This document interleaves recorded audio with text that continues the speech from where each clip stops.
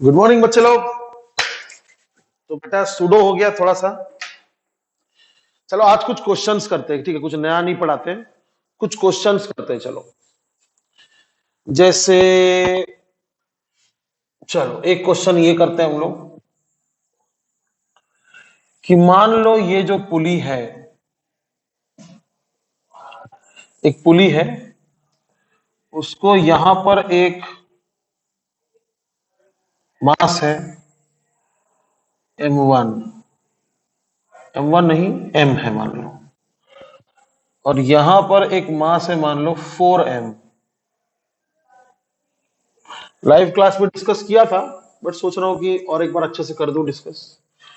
अब ये पुली मान लो फिक्स्ड है। चलो बात को अच्छे से समझो। एक बच्चे से बात किया मैंने आज, बोल रहा था कि सर ये क्या है, सर मिरर है क्या? बहुत हंसी आया मेरे को, रे ऑप्टिक्स का भूत चढ़ गया उसको। ये मिरर नहीं है बेटा, ये बता रहा कि फिक्स्ड है, fixed. The pulley is not moving, the pulley is not moving. ऐसे में बिटवा इसका एक्सेलरेशन जितना होगा ऊपर, इसका एक्सेलरेशन उतना ही होगा नीचे। समझ गए? समझ गए? जो इसका एक्सेलरेशन होगा इसके रेस्पेक्ट में, जो ग्राउंड पे चुपचाप खड़ा है, इसका एक्सेलरेशन उतना ही होगा इसके रेस्पेक्ट में, जो पुली पर बैठा है। कितना होगा? ना भाई, A is equal to mass का सब्ट्रैक्शन अपॉन मास का एडिशन इंटू G। अब ये कितना होगा? 4M minus M 3M, 4M plus M 5M into G। M और M कैंसिल हो गया, तो आपका आंसर आ गया 3/5G। समझ गए? कहने का मतलब क्या है कि जब पुली रेस्ट पर है, पुली कहीं नहीं जा रहा, उस समय दोनों का एक्सेलरेशन सेम होगा। ग्राउंड के फ्रेम ऑफ रेफरेंस में जितना होगा, ये पुली के फ्रेम ऑफ रेफरेंस में उतना ही होगा। समझे? कितना होगा? 3G/5। लेकिन मान लो ये पुली फिक्स नहीं है, मान लो ये पुली फिक्स नहीं है, ये पुली खुद मान लो ऊपर जा रही है 5G के एक्सेलरेशन से। ये पुली जो है वो खुद मान लो ऊपर जा रही है तो 5G के एक्सेलरेशन से। अब ध्यान से एक बात सुनना, जब पुली मूव करेगा उस समय जो एक्सेलरेशन हमने निकाला है 3/5, 3G/5, वो जो एक्सेलरेशन हमने निकाला है ये इस इंसान के रेस्पेक्ट में हो गया। Velocity of acceleration of block with respect to pulley. समझे? समझे नहीं समझे? जब ये ब्लॉक ऊपर जाएगा 5G के एक्सेलरेशन से, है ना, ये पूरा सिस्टम, ब्लॉक नहीं, पूरा सिस्टम अगर मान लीजिए 5G के एक्सेलरेशन से ऊपर जा रहा है, उस समय पुली के रेस्पेक्ट में इसका एक्सेलरेशन इतना ही आएगा, इतना ही आएगा। लेकिन ग्राउंड के रेस्पेक्ट में ऐसा नहीं होगा, ग्राउंड के रेस्पेक्ट में ऐसा नहीं होगा।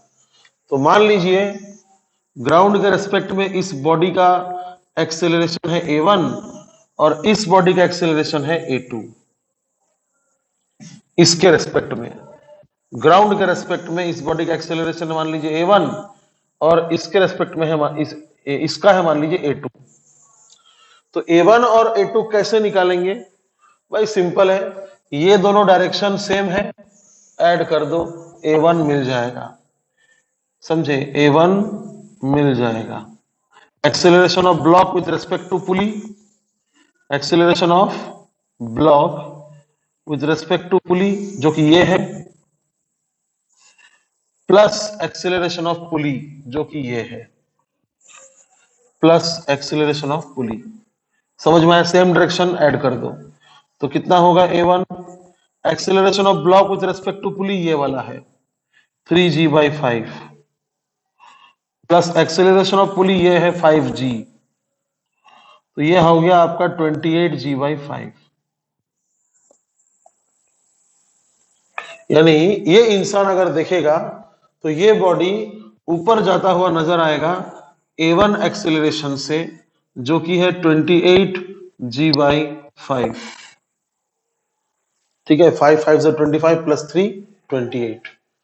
लेकिन ये इंसान जब इस ब्लॉक को देखेगा तो ये ब्लॉक एक्चुअली किधर जा रहा, नीचे। किसके रेस्पेक्ट में, इसके रेस्पेक्ट में। यानी ये इंसान जब इधर देखेगा तो ये ब्लॉक इसको नीचे जाता हुआ दिखाई देगा, लेकिन ये इंसान जब देखेगा तो ये ब्लॉक इसको ऊपर जाता हुआ दिखाई देगा।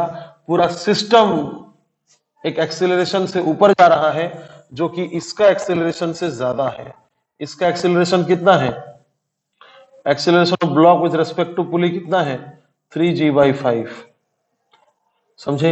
यानी ये जो फॉर्मूला है ना बेटा, ये जितने भी 4 फॉर्मूले मैंने आपको शॉर्टकट में दिया था, ऐसे फॉर्मूले मैंने आपको 4 दिया था शॉर्टकट में, ये एक्चुअली में acceleration of block with respect to pulley है।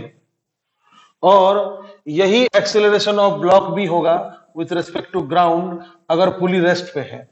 लेकिन अगर पुली मूवेबल है तो विथ रेस्पेक्ट टू ग्राउंड ये नहीं होगा। समझ में आया। तो कितना होगा फिर, डायरेक्शन सेम ऐड कर दो, डायरेक्शन अपोजिट है माइनस कर दो। तो A2 will be a pulley minus a block with respect to pulley. तो ए पुली कितना है, 5g minus 3g/5। 25 minus 3 22g/5। समझे। तो ये जो ब्लॉक है ये इस इंसान को नीचे आता हुआ नजर आएगा, सॉरी ऊपर जाता हुआ नजर आएगा 22g/5 एक्सेलरेशन से, और ये ब्लॉक भी ऊपर जाता हुआ नजर आएगा 28g/5 मीटर पर सेकेंड स्क्वायर एक्सेलरेशन से। समझे। और ये पुली नजर आएगा ऊपर जाते हुए 5g एक्सेलरेशन से। लेकिन इस इंसान को अगर आप देखिएगा तो ये पुली रेस्ट पे नजर आएगा, और ये ब्लॉक एक ऊपर एक नीचे नजर आएगा। समझे। तो याद रखिएगा, इस क्वेश्चन को देखकर कंफ्यूज नहीं होने का। एक चीज याद रखिएगा, पुली अगर मान लीजिए फिक्स्ड है, अगर पुली कहीं नहीं जा रहा है, पुली अगर फिक्स्ड है, तो acceleration of block with respect to pulley और acceleration of block with respect to ground same होगा। लेकिन पुली अगर मूव कर रहा है तो acceleration of block with respect to pulley आप ये फॉर्मूला से निकाल सकते हैं, लेकिन acceleration of block with respect to ground किसी फॉर्मूला से नहीं निकलेगा। डायरेक्शन सेम रहा तो ऐड कर दीजिएगा, ऑपोजिट रहा तो माइनस कर दीजिएगा। समझे। चलिए एक क्वेश्चन हो गया।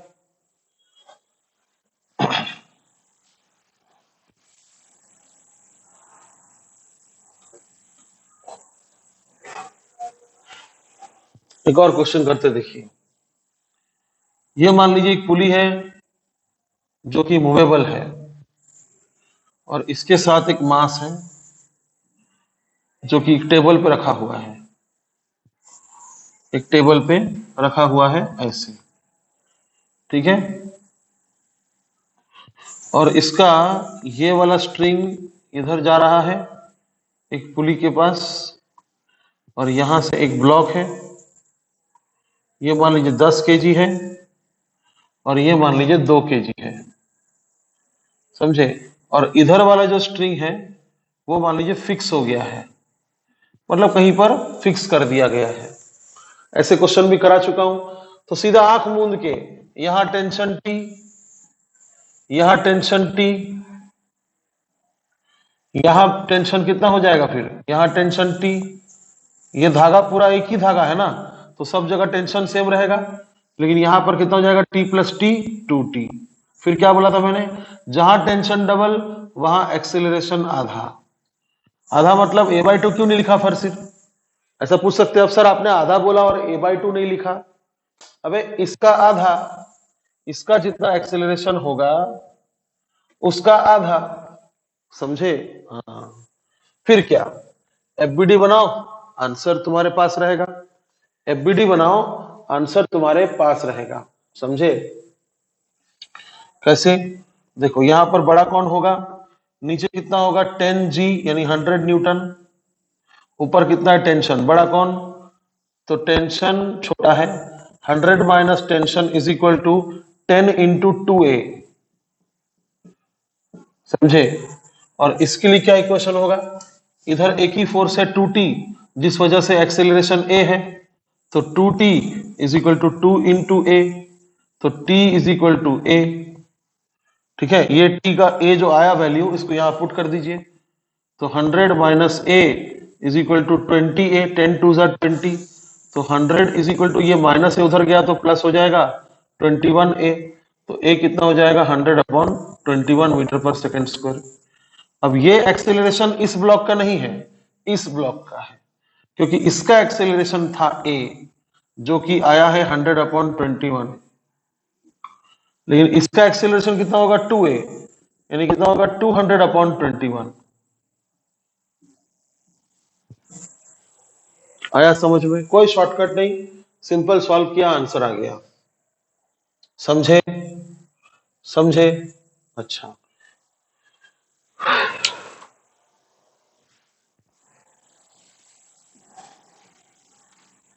एक बहुत सुपर क्वेश्चन है आपके एडू टैब से। बोल रहा है कि चेन है एक, चेन, चेन में कड़ी होता है ना, कड़ी, तो कड़ी को इंग्लिश में लिंक्स बोलते हैं, लिंक, लिंक। तो एक चेन है वो ऐसा है, उसमें 5 कड़ी है।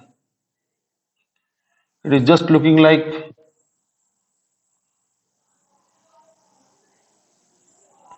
वो कौन सा आता है ना, नॉनवेज का डिश आता है मस्त, क्या बोलते हैं इसको, बताइएगा बड़ा कमेंट करके, क्या बोलते हैं इसको, ऐसे बना रहता, हॉट डॉग नहीं बोलते, नहीं हॉट डॉग नहीं बोलते, पता नहीं क्या बोलते। देखो, तो 5 कड़ियां हैं, 1 2 3 4 5, और ईच लिंक का मास है, ईच लिंक का मास है 0.1 केजी, एक एक लिंक का मास है 100 ग्राम का है, 0.1 केजी बराबर।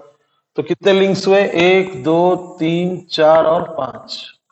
वो बोल रहा है कि पांचवा लिंक को पकड़ के, पांचवा लिंक को पकड़ के ऊपर की ओर खींचा जा रहा है, पांचवा लिंक को पकड़ के ऊपर की ओर ऐसा खींचा जा रहा है, जिससे पूरा सिस्टम का एक्सेलरेशन हो गया है 2.5 मीटर पर सेकंड स्क्वायर। यानी इतना जोर से खींच रहे हैं आप कि 2.5 मीटर पर सेकंड स्क्वायर से पूरा सिस्टम ऊपर जा रहा है। तो पूछ क्या रहा है कि find the tension, find the force exerted on the between the third and fourth link. बड़ा मस्त क्वेश्चन है ये।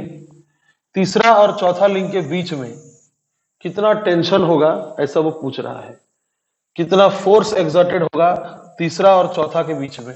तो मैं मालूम क्या करने वाला हूं उसको, मैं ना इसको वही क्वेश्चंस के फॉर्म में कन्वर्ट कर दूंगा जो हम पढ़ चुके हैं। ऊपर का मास कितना होगा 0.1 0.1 0.2 केजी, तो 0.2 केजी का मैं एक ब्लॉक बना लूंगा, 0.2 केजी का मैं एक ब्लॉक बना लूंगा। और नीचे का मास कितना होगा देखो तो, ये 0.1 0.1 0.1 0.3 केजी, और यहां पर पूछ रहा फोर्स एक्सर्टेड, तो इसके नीचे का मास मैंने यहां बनाया है और इसके ऊपर का मास मैंने यहां बनाया है बराबर। और ऊपर ऐसा खींचा जा रहा है जिसके कारण दोनों का एक्सेलरेशन कितना है 2.5 मीटर पर सेकंड स्क्वायर। समझे? दोनों का एक्सेलरेशन कितना है 2.5 मीटर पर सेकंड स्क्वायर। तो यहां पर फोर्स एक्सर्टेड पूछ रहा, मतलब यहां पर टेंशन पूछ रहा है, क्योंकि इन दोनों ब्लॉक्स के बीच का ये जो धागा है ये इस पॉइंट को रिजेंबल करता है।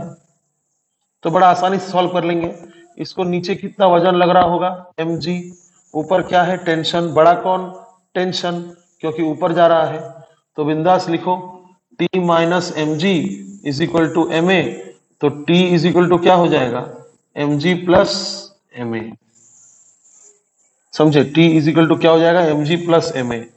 अब m common g plus a, तो m कितना है 0.3 केजी है और g कितना है 10 ले लो, और a कितना है 2.5, तो कितना हो गया ये 0.3 इंटू 10 प्लस 2.5 12.5 12.5। इसको सॉल्व करोगे तो कितना आएगा पता है 37 3.75। न्यूटन, यानी इतना टेंशन यहां पर है। मतलब थर्ड और फोर्थ लिंक के बीच में जो फोर्स एक्सर्टेड वो पूछ रहा था, वो आंसर कितना होगा? 3.75 न्यूटन। समझे? कुछ नहीं, मैंने चेन को ब्लॉक का रूप दे दिया, चेन को मैंने ब्लॉक का रूप दे दिया। समझे? तो ऐसे ही मेरे पास और एक क्वेश्चन है सेम कंसेप्ट का, सेम कंसेप्ट का मेरे पास एक और क्वेश्चन है, और बहुत ही फेमस क्वेश्चन है वो। हर कॉम्पिटिटिव बुक में ये क्वेश्चन होता ही है, और सिंपल भी है, सिंपल भी है, नीट में आने लायक है क्वेश्चन। वो कुछ ऐसा है कि एक ब्लॉक है m मास का, और एक धागा है, लेकिन इस बार धागा थोड़ा सा मैसिव है, धागे का मास है, धागे का मास है। तो धागे का मास आपको दिया हुआ है m kg, धागे का मास दिया हुआ है m kg, छोटा m, और धागे का जो है लेंथ दिया हुआ है l, और ऐसा बोल रहा है कि इस एंड को पकड़ के खींचा जा रहा है इधर फोर्स P से, P फोर्स लगा के इस एंड को खींचा जा रहा है। समझे? समझ गए? और पूछ क्या रहा है देखो, पूछ रहा है कि यहां से जहां से आप फोर्स अप्लाई कर रहे हैं, यहां से L/3 डिस्टेंस की दूरी पर स्ट्रिंग में टेंशन कितना होगा। तो क्वेश्चन अच्छे से समझिए कि find the tension in the string at a distance L/3 from the point of application of force, यानी जिस पॉइंट पे आप फोर्स लगा रहे हैं, जिस पॉइंट पे आप फोर्स लगा रहे हैं, वहां से L/3 डिस्टेंस की दूरी पर कितना फोर्स होगा, कितना टेंशन होगा। तो बेटा सबसे इंपॉर्टेंट बात है, आप तो ये पढ़े थे कि स्ट्रिंग जब तक एक ही स्ट्रिंग है तब तक के टेंशन सेम होता है, बिल्कुल सही पढ़े थे, लेकिन वो तब के लिए था जब स्ट्रिंग मासलेस था। अगर स्ट्रिंग में मास नहीं है तो ही ऐसा होता है कि सब जगह टेंशन सेम है, लेकिन यहां पर स्ट्रिंग का मास है, कितना है? m kg। समझे? तो फिर अलग अलग पॉइंट पर अलग अलग टेंशन होगा, अलग अलग पॉइंट पर अलग अलग टेंशन होगा। आप इधर खींच रहे हैं तो सबसे अधिक टेंशन यहां होगा, और धीरे धीरे धीरे धीरे टेंशन कम हो जाएगा, ऐसा। जैसे जैसे आप इधर आएंगे टेंशन कम हो जाएगा। समझे? जीरो कहीं नहीं होगा, यहां पर भी टेंशन होगा, क्योंकि ये पॉइंट इस ब्लॉक को खींच रहा है। अब मैं क्या बोल रहा हूं, ये जो पॉइंट है ये किसको खींच रहा है? इससे पहले जो भी है उसको खींच रहा है। तो अपन शॉर्टकट लगाएंगे, अपन बोलेंगे ये पॉइंट पर टेंशन इज इक्वल टू इतना का मास, कितना का मास? इतना का मास, उससे पहले जो भी है उसका मास, उससे पहले जो भी है, इंटू ए। तो चलो सबसे पहले ए निकाल लेते हैं हम लोग, सबसे पहले हम लोग ए निकाल देते हैं। टोटल मास सिस्टम का कितना है? m plus m। तो ए कितना होगा? नेट फोर्स कितना है? P। इधर कोई फोर्स है क्या? नहीं। यहां पर कोई फोर्स है इस दिशा में? नहीं है। तो एक ही फोर्स है P, बस एक ही फोर्स है यहां पर P। और टोटल मास कितना है सिस्टम का? m plus m। तो जब भी आप किसी सिस्टम में किसी भी हिस्सा का एक्सेलरेशन निकाल रहे हैं और आप जानते हैं कि हर पार्ट का एक्सेलरेशन सेम है, तो आप क्या करना? Total force by total mass, net force by total mass. आया बात समझ में? तो ये तो आपको एक्सेलरेशन मिल गया। अब चलिए एक काम करते हैं, मैंने क्या बोला आपको, आप यहां पर टेंशन कैसे निकालेंगे? इतना का मास आपको निकालना होगा इंटू ए। हम ए निकाल चुके हैं, बस इतना का मास कैसे निकालेंगे? देखिए, इतना में इसका मास तो पता है, कैपिटल M, अपने को सिर्फ इसका मास निकालना है ना। अब पूरा डिस्टेंस L है, ये यहां से डिस्टेंस L/3 है, तो ये डिस्टेंस कितना हो जाएगा फिर L minus L/3, L minus L/3, it is 2L/3, तो ये डिस्टेंस कितना हो जाएगा 2L/3। अब आप सोचो 2L/3 का मास कितना होगा। बहुत सिंपल क्वेश्चन है ये। एक मंत्र याद रखना कि if distribution is uniform, if mass distribution is uniform, then mass is equal to पूरा मास अपॉन पूरा लेंथ इंटू उतना लेंथ जितना का आपको मास चाहिए। अगर यूनिफॉर्मली यहां पर मास डिस्ट्रीब्यूटेड है, मतलब ऐसा है कि धागा को अगर आप 1 मीटर के टुकड़े में काटेंगे तो हर 1 मीटर का अगर मान लीजिए मास सेम निकला, तो हम क्या बोलते हैं, धागे में मास का डिस्ट्रीब्यूशन यूनिफॉर्म है, यानी धागा यूनिफॉर्मली डिस्ट्रीब्यूटेड है, धागा का डेंसिटी कांस्टेंट है। तो ऐसा अगर हुआ तो आपको अगर 2L/3 लेंथ का मास चाहिए, पहले आप समझिए, आपको चाहिए ना, आपको इतना का मास चाहिए कि नहीं चाहिए, चाहिए, ठीक है। तो इतना का मास कितना होगा, तो पूरा मास अपॉन पूरा लेंथ, पूरा मास अपॉन पूरा लेंथ इंटू उतना लेंथ जितना का आपको मास चाहिए, तो कितना हो जाएगा, ये L और L कैंसिल हो जाएगा, आपको मिलेगा 2M/3, छोटा m, पूरा मास तो छोटा m है ना, स्ट्रिंग का मास छोटा m है, सॉरी, पूरा मास इज छोटा m, तो 2M/3। तो टेंशन कितना होगा फिर, मास कितना का, इतना का, वो कितना होगा m प्लस इतना का मास कितना निकला 2M/3 इंटू a कितना है P upon m plus m। This is the answer.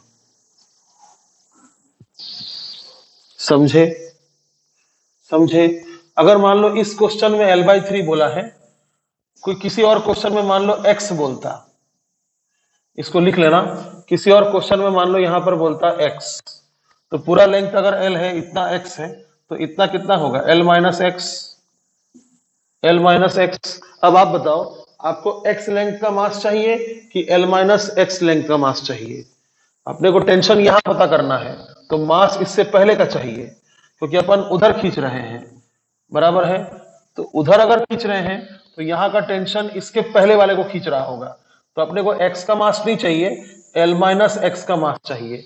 तो अपन यहां पर क्या कर देंगे, 2L/3 की जगह में लिख देंगे L माइनस एक्स, और ये कितना हो जाएगा, देखिए ये L तो कटेगा नहीं, फिर ये इतना हो जाएगा m into L minus x upon L। तो मैं उसको यहां लिख दूंगा m plus m upon L into L minus x into a, into a। आई बात समझ में, चलिए समझिए आप। पहले बताओ मेरे को क्या समझा क्या नहीं समझा, आप लोग बताते भी तो नहीं हो ना, आप लोग बताते भी तो नहीं हो। हाँ इंस्टॉल हो चुका है, तो मैं एक काम करता हूं, मैं एक फाइल बना के भेजता हूं, रुको। ये मैंने इधर से इधर लिया, इसको सिलेक्ट किया, ऐसे भेज दिया, गया क्या, जा रहा गया, चलो।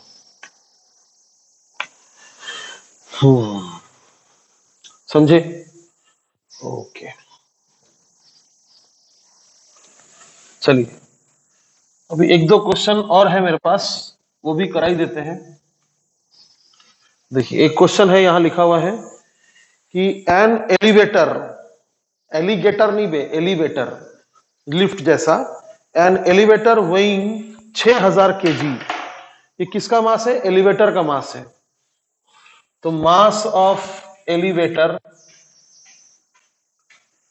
ये भी आपके परिश्रम एडू टैब से है, unsolved question. Mass of elevator is 6000 kg, mass of elevator is 6000 kg, is pulled upwards by a cable with an acceleration of 4.9 metre पर सेकंड स्क्वायर। तो चलिए डायग्राम बनाना बनता है। एक लिफ्ट जैसा कुछ बना दीजिए और याद रखिएगा कि इस लिफ्ट का मास कैपिटल एम है, जिसकी वैल्यू मैंने यहां पर लिख रखा है। अब आप इसको एक केबल से बांध रहे हैं, एक केबल से बांध दिए, केबल मतलब वही रोप धागा, और आप उसको ऊपर की ओर खींच रहे हैं। कितना एक्सेलरेशन से? 4.9 मीटर पर सेकंड स्क्वायर के एक्सेलरेशन से। The tension in the cable is, बस इतना ही पूछ रहा बस। An elevator weighing 6,000 kg is pulled upward by a cable with an acceleration of 4.9 meter per second square. The tension in the cable is, बहुत ही simple question है यार। इस elevator का पूरा मास कितना है नीचे? mg, और आप इसको ऊपर की ओर खींच रहे हैं, तो टेंशन बड़ा हो गया। तो क्या लिखेंगे? बड़ा माइनस छोटा इज इक्वल टू ma। तो टेंशन पूछ रहा था ना वो, तो टेंशन कितना हो जाएगा? mg plus ma। m common ले लो, g प्लस a। g कितना है? g है नहीं पता, g हम ले लेते हैं 9.8 ले लेते हैं, और a ले लेते हैं 4.9। अभी आप ये मत पूछना कि सर आपने 9.8 क्यों लिया, मेरा मन, मैंने यहाँ 4.9 देखा, मुझे लगा कि चलो 9.8 लेना चाहिए, है ना। उससे कुछ फायदा नहीं होगा। आप यहाँ पर 10 लोगे तो भी आपका आंसर आएगा, थोड़ा एक्चुअल आंसर से इधर उधर आएगा, लेकिन आएगा। अब मास कितना है? 6000 इंटू 9.8 प्लस 4.9 कितना होगा? 14 9 4 13 14.7। सही है क्या? हाँ 14.7 होगा। अब बस मल्टीप्लाई कर दो, तो टेंशन होगा 6 7 जा 42 कैरिंग 4, 6 4 जा 24 और 4 28 कैरिंग 2, 6 1 जा 6 और 2 8, 3 0 और एक के आगे पॉइंट, तो ये हट गया। तो आपका आंसर है इतना न्यूटन टेंशन होगा। और घुसो लिफ्ट के अंदर, भर भर के घुसो। इतना टेंशन होगा तो सोचो, जो इंजीनियर भाई साहब होते हैं, जो इंजीनियर भाई साहब होते हैं, वो बहुत सोच समझ के यहाँ पर केबल लगाते हैं, कहीं ये केबल टूट ना जाए। अच्छा बोलिए, तो अगर ये केबल टूट गया तो इसके अंदर वाला इंसान को कितना वजन फील होगा? अगर मान लो ये केबल टूट गया तो इसके अंदर का इंसान को वजन कितना महसूस होगा? आप बताना, ठीक है। If the cable breaks, if the cable breaks, then how much weight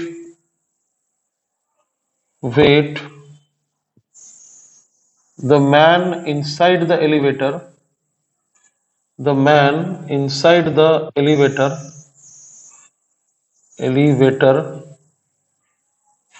how much weight the man inside the elevator will feel? समझे? इनको, इनका जो भी वजन होगा, इनका जो भी वजन होगा, मान लीजिए छोटा m इनका वजन है, तो उनको उनका वजन कितना फील होगा अगर ये धागा टूट गया तो? क्वेश्चन नहीं समझा अगर, तो समझ लेना कि आपको 7A दोबारा देखना चाहिए, ठीक है। चलिए दूसरा क्वेश्चन करते हैं। बोल रहा है विथ व्हाट, क्वेश्चन लिखिए, with what acceleration A should the box in the figure descend?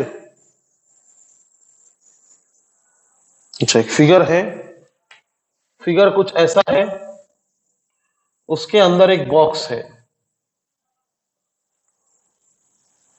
अच्छा, मैंने जो आपको यहां पूछा ना, आपको उसका थोड़ा हिंट यहां मिलेगा। वो पूछ रहा है कि with what acceleration should the box in the figure descend. Descend मतलब नीचे गिरना, डिसेंड का मतलब क्या है? नीचे गिरना, और ऊपर जाने का मतलब क्या होता है? असेंड। समझे? तो विथ व्हाट एक्सेलरेशन ए पूछा जा रहा है, should the box descend so that a body of mass छोटा m बड़ा M placed in the box exerts a force of mg by 4 on the base of the box। ये box का base है, तो बॉक्स के base पर ये मास कितना फोर्स एक्सर्ट करना चाहिए, नीचे की ओर कितना एक्सर्ट करना चाहिए। अगर ये लिफ्ट कहीं नहीं जा रहा है, तो अगर ये लिफ्ट कहीं नहीं जा रहा है तो नीचे कितना वजन होना चाहिए mg, और ऊपर कितना नॉर्मल रिएक्शन होगा n। और अगर ये बॉक्स कहीं नहीं जा रहा है तो हम बोल सकते हैं कि n is equal to mg। लेकिन अगर ये बॉक्स नीचे जा रहा है a एक्सेलरेशन से, तो इसको सूडो किधर फील होगा, ऊपर। इसको सूडो किधर फील होगा, ऊपर। कितना, ma, समझे।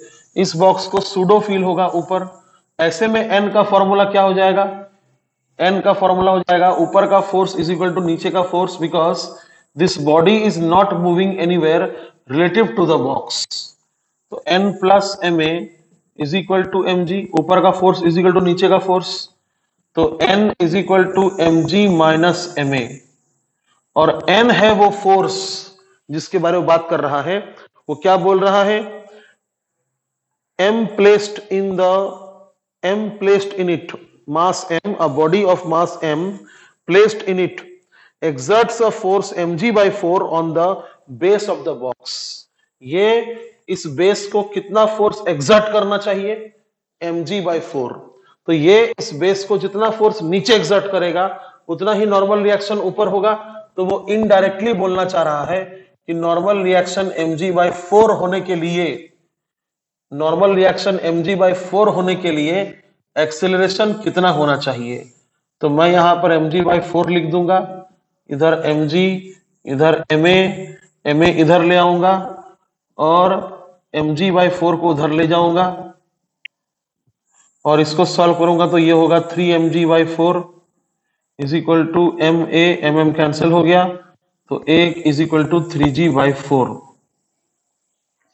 अब सच बता रहा हूं मैं, आपको इस क्वेश्चन को समझकर बहुत अच्छा कंसेप्ट मिलेगा। अगर नहीं समझा है आपको ये क्वेश्चन तो दोबारा समझिए, जरूर समझिए, बहुत सारा प्रॉब्लम से आप छुटकारा पा लेंगे। समझे? तो चलिए मिलते हैं, बस इतना ही छोटा सा सेशन था आज का। मिलते हैं हम लोग अब कल लाइव सेशन में, पहले मिलेंगे, उसके बाद सेशन 8 शुरू करेंगे। चलिए बाय।